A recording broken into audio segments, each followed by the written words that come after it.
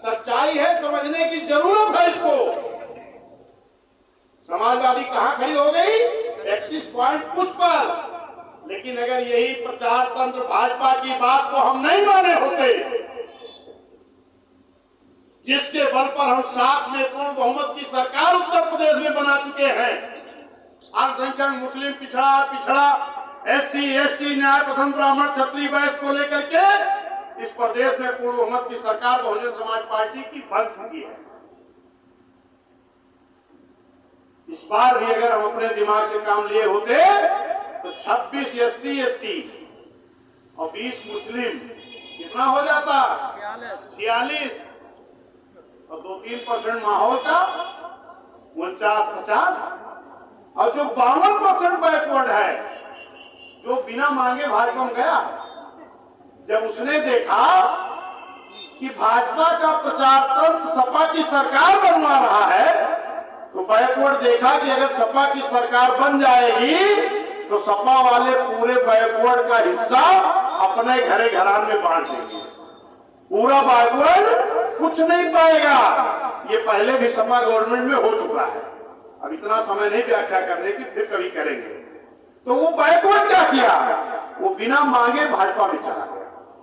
लेकिन अगर SC, ST और मुस्लिम एक साथ खड़ा हो जाए 46%, तो अब पिछड़ा भी अगर 52 में खाली 30% आ जाए, 30-35%, तो 46, 2-3 और माहौल का 49-50, और अगर 30 और जोड़ ले तो 50-30, 80, और अगर 50% भी वोट पड़ जाए तो 40-42%, और 60% पड़ जाए तो 45-46%।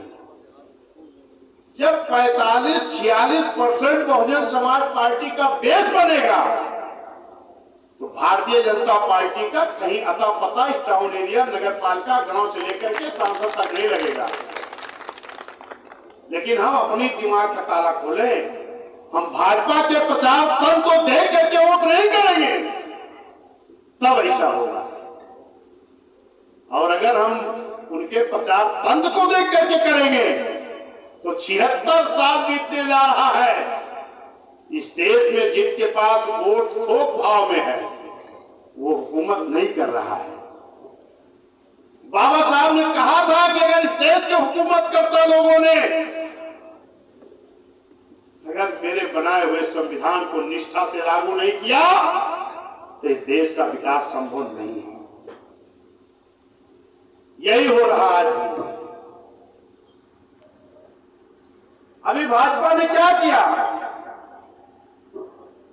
पिछड़ों के आरक्षण में बहुत बड़ा घोटाला किया।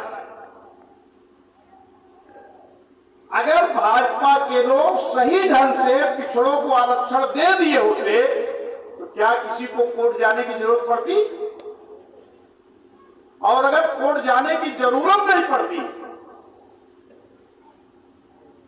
तो कोर्ट को कोई निर्णय न लेना पड़ता।